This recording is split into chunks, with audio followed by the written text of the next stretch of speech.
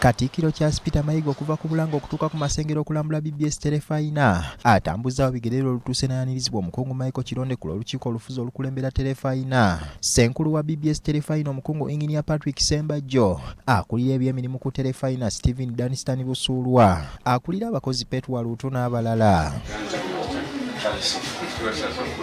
Oluvannyuma Katikkiro yeevumbye akafubo n'abakulira Terefayina era oluvuddeyo n'atandika okulambula ebitongole bya Terefayina eby'enjawulo omuli eky'ebyensimbi, ekyabaweereza ku mpewo, eky'abakitunzi, eky'ebyekikugu wamu n'ekyamawulire era agenza abuuza kubaweereza kyokka kyenkana buli gw'abadde asisinkana ng'amumanyi n'ekyakola.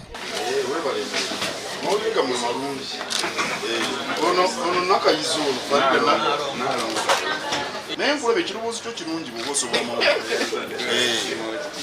Ono yafumbirwa banvuma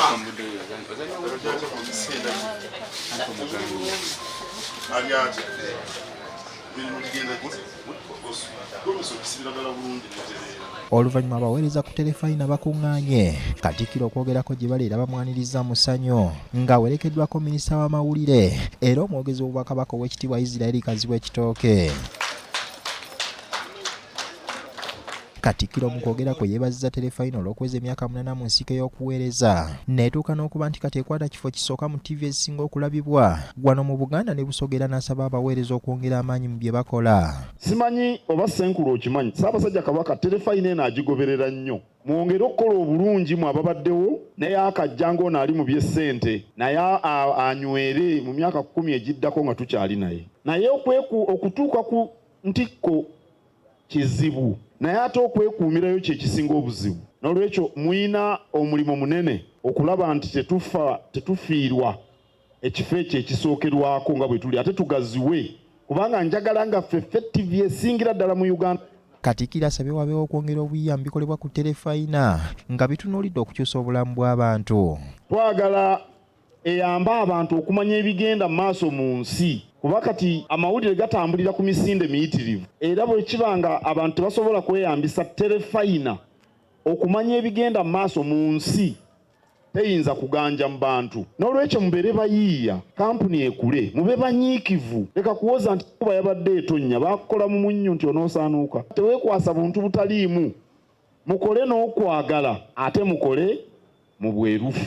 Ku lw'olukiiko oluddukanya Terefayina omukungu Mike Kironde ategeezezza Katikkiro nti bingi Terefayina byetunuulidde nga bigendeddwamu okugasa abantu ba Kabaka n'okwongera ku nnyingiza ya Terefayina. Abakozi bano olw'okuba bakola bulungi okulambika okwafulumya omwaka guno kwa Ipsos kwatudde mu kifaananyi ekisookerwako mu Buganda ne mu Busoga. Ekyo kitegeeza nti wabaddewo okweyongerayo era kati tuluubirirwa boodi yataddewo enteekateeka mu strategic plan 2024-2026 y'okulabika nti tubeera ku ntikko mu Uganda yonna naddala ku TV eziwulirirwa ezirabirwa.